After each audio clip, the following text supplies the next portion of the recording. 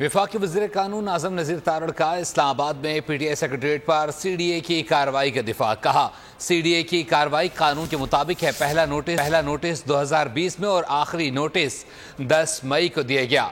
PTI secretariat की 2 मंजिलें नक्शे की मंजूरी के बगैर हैं, जबकि पार्किंग शेड्स भी तजावुजात में हैं। तारिक फजल बोले, आज शोर मशन किया गया।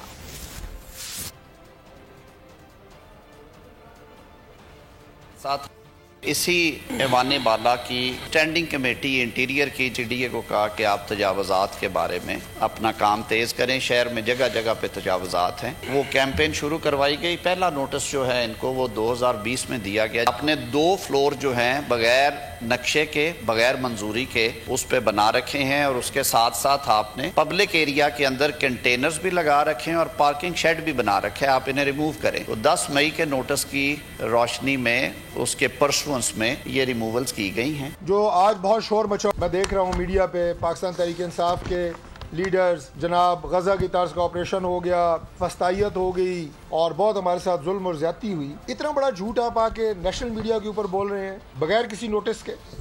2015 में CDA ने यह फैसला किया कि इस्लामाबाद में जो रिहायशी सेक्टर्स हैं वहाँ पे जो तिजारती सरगर्मियाँ हो रही हैं उन पे पाबंदी लगाई जाए।